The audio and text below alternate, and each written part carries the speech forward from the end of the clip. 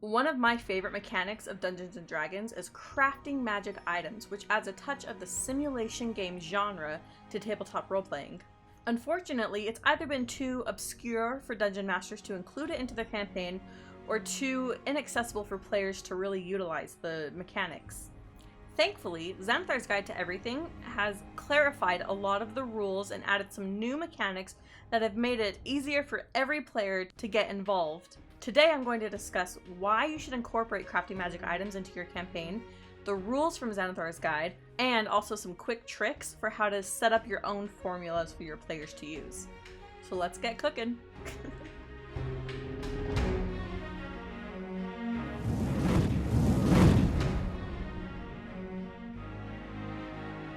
Okay, so why you should be incorporating crafting magic items into your campaign. First of all, every player gains 2 to 4 skills that they never really utilize. That includes skill checks, tool proficiencies, racial tidbits about their character that never really come into play. But when you add this mechanic into your campaign, you're asking all of your players to utilize each of those skills that they have and culminate them into creating this grand magic item. I would argue that it's not a solo player's job to craft a magic item, but now the whole party is going to be involved in creating this magic item. So they can skill share amongst themselves in downtime to really get this thing under wraps. Secondly, a dungeon master could just say a magic item is available in a shop in a random town that they visit, but that's not very exciting, and it doesn't really make the magic item personal to the player. What really makes an item special is the effort that a player has to put into it in order to achieve it or receive it, or in this case, craft it. For instance, picture when you were a kid trick-or-treating and you finally understood, like, I have to get to every house and I have to, in this short amount of time, get this thing accomplished so I can get the most amount of candy. And you would work for your candy and have this feeling of accomplishment. That's kind of what crafting magic items is like. Like, you could just go and buy your candy and just, I'll eat it, tasty candy, whatevs. But like, you worked for your trick-or-treating candy, you want that stuff. That's kind of like crafting magic items. You're working to find the components and create this item for yourself. And not only will you have the item after a short amount of time through Xanathar's rules, but you could also, as a dungeon master, include a quirk or some kind of flaw or just an attribute that's unique to the item that really makes it stand out for the player. Third, like I said, the whole party will be involved in creating this magic item because in Xanathar's rules, the players have to defeat a creature or have some kind of challenge rating in order to receive the material components that they need for their magic item. That means the whole party is going to be involved on this quest, and it's going to be very satisfying, and it can incorporate into your plot, into whatever encounter you already have designed. The cool thing about Xanathar's rules is that you, the dungeon master, have total control over this whole thing, over the crafting the item. Xanathar just included a few guidelines for you to follow to make it easier for you to set up these encounters. So whatever makes sense in your campaign as a way for someone to get a material component for their magic item, it works, it's good, it's golden. Another reason why you should utilize this mechanic is it's an effective use of downtime. Often players are either split up from each other and waiting for the other party to do something, or there's time when they short rest or time when they long rest where they're not just sleeping, they're not just doing whatever.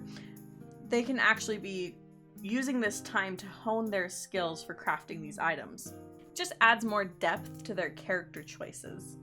My final argument is that when players are looking for specific components and materials, it makes your world building and your setting more meaningful, because they have to find these things in your setting. They're interactive with the setting, the elements throughout your campaign, and it's no longer just let's travel from city A to city B and only encounters happen in between, but now it's more, hey, I need to look for this item, I need to look for this material component or this plant, something. Let's take a detour to find this very specific plant that only blooms in this area at this time of the year.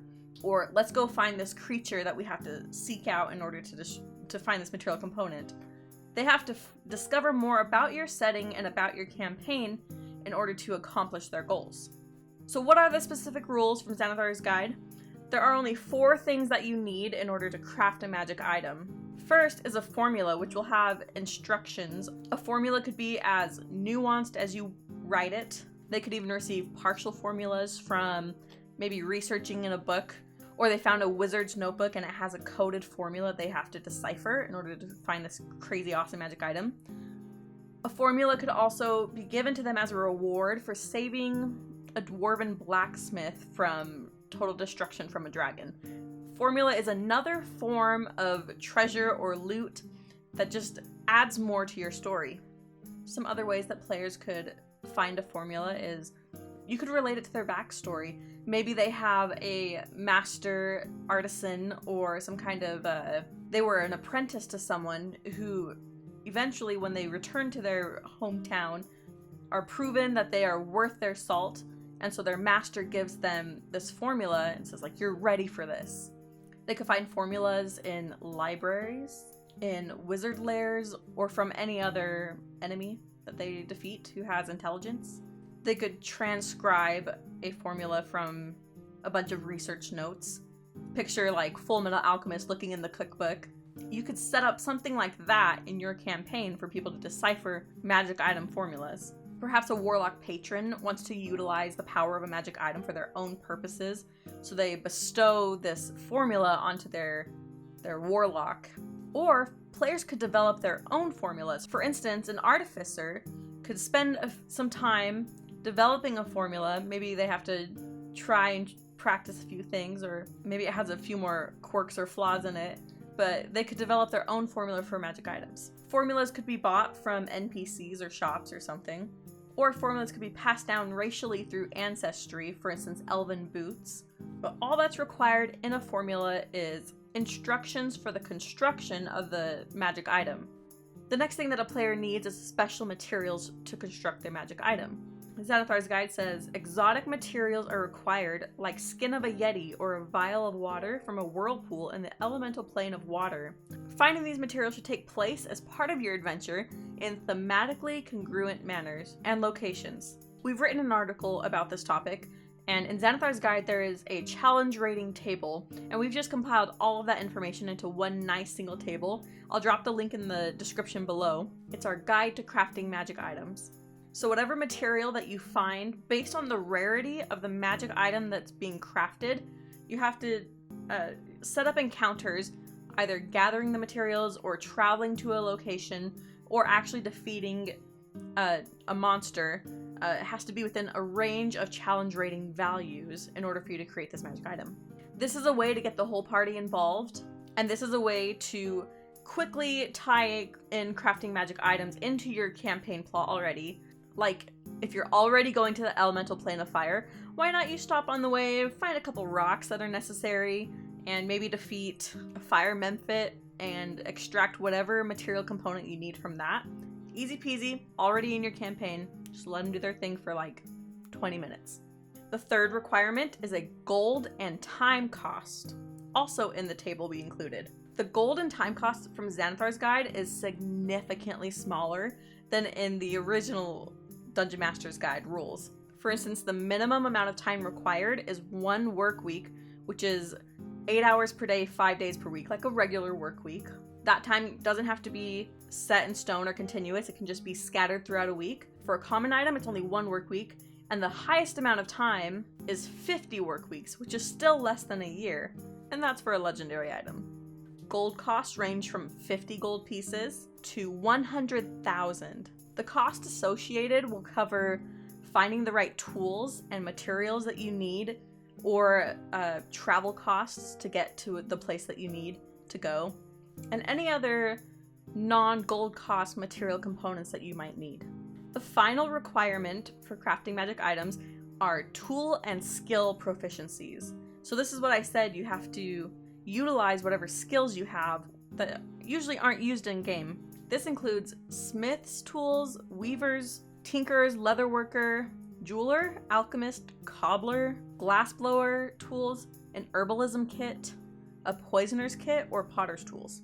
You can also, as a dungeon master, require skills like arcana, nature, history, or medicine, and it just really rounds out a character's skill set, so they actually feel like their choices matter in their character development.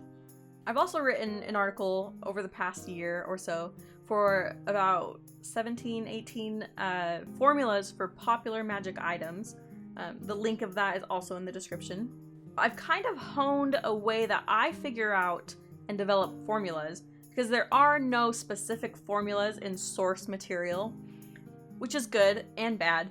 It means a little more work for a dungeon master, but it also means catering a formula to your specific campaign. So I've come up with a few tricks for how to create your own formula that I want to share. I'll use, for example, the magic item Amulet of Health to show how I developed that formula. The first thing I do is I look at spells that have similar abilities to what the magic item should do. 3.5 edition of the Dungeon Master's Guide says that the Amulet of Health is a gold disc on a gold chain, engraved with an image of a strong beast like a lion, or we could just say a bear. And crafters in 3.5 edition were required to cast the spell Bear's Endurance, which doesn't exist anymore, but that's part of the enhance ability spell. The druid's spell enhance ability, using the Bear's Endurance portion of that spell, is very similar to what an Amulet of Health can do. So I look at that spell and I see if it has any material components. This spell requires fur from a beast. I also am a huge lore nerd. I love looking at the Forgotten Realms fandom wiki and seeing if there's any history behind this magic item or a description of the magic item that just really clenches what I want to include in the formula. So now the Amulet of Health is a rare magic item, which means if we look on the table that we are required to have an encounter CR range 9 through 12 and a gold cost of 2,000 gold pieces, work weeks being 10. So because this is an amulet, I'm going to require jeweler's tools and the nature skill, because it's like a bear's endurance ability. And we'll say that part of that gold cost will be used up buying a gold amulet and chain, and that will also require a tuft of fur from an animal. I want to find a beast with a CR within the range 9 through 12, but I'm gonna go lower because I want them to find 2 components that are difficult to find, and we'll just combine those 2 encounter challenge ratings to meet the 9 through 12 CR. So let's also require them to find some kind of plant component that they have to use in the creation process. So let's say that players have to find a tuft of fur from a werebear, and this doesn't mean that they have to kill werebears, because werebears are generally good stewards over forests. So the encounter doesn't necessarily mean defeating a werebear, but it could be fulfilling a favor for the werebear in return for a tuft of fur. Now, in order to incorporate this magic plant that I wanted to find, I'm going to say they have to find the Devil's Broadleaf. I've compiled a document that has over 400 plant and animal material components. I call it the Artificer's Field Guide. I'll link to it in the description as well. But you can look on there, see what sort of environment these things are found in, what herbalism check I've deemed should be associated with it, which you can change. Feel free. No offense taken. Download this document for yourself. Add to it when you find cool ideas for plants or whatever. And you can look on there yourself and find some sort of material component to add into your magic item. We're going to require players to create a poultice of this Devil's Bloodleaf, which is very rare to find, which from a homebrew manual that I found, Octavian's Guide to Alchemy, this leaf is mentioned in there, and it says that it has powers of vitality. So it makes sense to have this Amulet of Health be required to be magically influenced by this poultice of Devil's Bloodleaf. So players are going to need an herbalism check in order to extract this leaf, this very rare primordial leaf found in swamps in the Underdark. Grab a tuft of hair from a werebear, create a poultice, engrave a bear symbol or image onto this amulet. Maybe they can use their holy symbol too, like if they're a cleric or a paladin, they could use their holy symbol and derive power from the gods. And then in order to fulfill the 10 work weeks required to craft this magic item, I'm going to say that they have to leave the amulet in this poultice after engraving the image for 6 weeks. So 4 weeks to travel and get materials and engrave your amulet, prepare everything, and then 6 weeks to let this thing sit.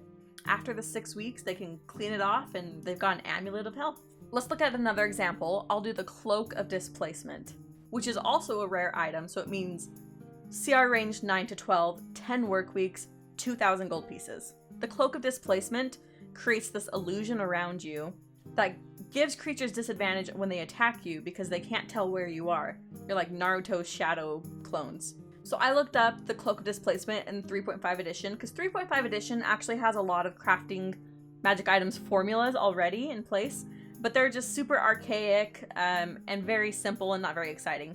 So I use it as a starting, as a springboard to create my own formulas. So looking in 3.5 edition, to craft a Cloak of Displacement, they require the spell Displacement, which shifts targets 2 feet from their actual location. This spell was replaced by Blur in 5th edition, but neither of them have material components. So I'm looking at similar spells with similar abilities. For instance, Minor Illusion and Silent Image. Both of these require material components of a bit of fleece. Another higher level spell is Programmed Illusion, which requires a bit of jade wrapped inside a fleece. So we've got some of our material components there. If we add the hide of a displacer beast in order to create the actual cloak body, then we've pretty much got our formula. However, I wanted to find some more interesting lore about the displacer beast, so I looked on Forgotten Realms wiki and in the Ecology of Displacer Beast, released from TSR, I think. And it says that the displacer beast derives its name from its ability to appear up to a full yard away from its actual position, caused by subtle vibrations emitted from its flesh that apparently refract light to distort the beast's apparent location. So these molecular vibrations, stimulated by a specialized group of nerves, occur only in the outer layer of the beast's skin cells, and the vibrational movement is too minute to be normally noticed. Refracts the light around itself to create this illusionary image, while its true form is masked and basically invisible. So there's this term in geology called birefringence, and it's basically splitting the light into 2 different directions, refracting it at different speeds. This is kind of similar to how the displacer beast is described. But 2 of the most popular birefringent gemstones are rubies and emeralds, which have gold costs in Dungeons & Dragons of 5,000 gold pieces for rubies and 1,000 gold pieces for emeralds. So we only have a gold cost of 2,000 gold pieces. If we require a small amount of these minerals to be crushed into a dye to dye the fleece that's required to make it similar to the displacer beast skin, I think that we can call it good there. So maybe what else could we put inside of the dye? Some more lore from Dragon Magazine, issue number 357. There's a tree described that has magical properties, Fey Cherry. The limbs and the leaves are harvested from these trees, but they contain no magical properties. However, they can still be used to create the colored ink for the dye. And maybe because the displacer beast is darker, blackish, we can create soot from burning one of these branches of the Fey Cherry tree to add that into the dye, which also matches the cloak's image in the Dungeon Master's Guide. And then some fabric dye information. Often they use copper pots as a mordant in order to bind the dye to the fabric. So we've got it, our material components. For a challenge rating 9 through 12 encounter, we've got the hide of a displacer beast. So a displacer beast is only challenge rating 3, which is why we're adding in all this other stuff for the material components to meet the CR level. You could always add in 3 or 4 displacer beasts to attack, but I think this is more exciting. So our formula will be the hide of a displacer beast, 2 yards of fleece, dust from an emerald costing 1,000 gold pieces, gum arabic, which is already a component that's used in a lot of spells, but generally it's used as a binder for painting because it dissolves easily in water. It's basically a vehicle that helps transfer the color onto the material. Soot from a Fey Cherry tree branch and the copper pot. So this will take up 2,000 gold pieces. We'll have them combine the gum arabic, the soot, and the emerald dust in order to form a paste. Mix that paste into the copper pot with a quart of boiling water. Immerse the fleece in the pot's mixture and allow it to soak for 2 hours. Then the person has to sew the now shimmering black fleece onto the displacer beast hide in order to create the cloak. You could require leatherworkers tools, but I just said don't require any tools for this, or proficiencies. Of course, you can add in whatever tools and proficiencies you deem fit. This will take up your 9 to 12 CR range for finding the displacer beast, and maybe it has a lair that can increase your CR range if a displacer beast is in its lair. They may have to fight several displacer beasts. They will have to go on an adventure to collect this Fey cherry tree, and that would maybe require multiple small encounters that add up eventually to make this CR range 9 through 12. If you'd like to see any other formulas developed by my hand, you can check out the article that I've linked, or you can comment below and ask for a specific magic item and I'll write up a formula for you. I love this stuff. It's super intriguing to me. I just love looking into lore and developing this little niche formula. Comment below. I'll respond to you as soon as possible. I hope that you incorporate crafting magic items into your campaign because it adds just this dimension into your game and the world crafting and the setting that you've developed. You've worked so hard on this, you might as well force your players into getting excited about it. If you like seeing more content from Flutes Loot, subscribe to our channel so that you can see our latest stuff. Send this video to your BFF who loves D&D as much as we do. Happy adventuring.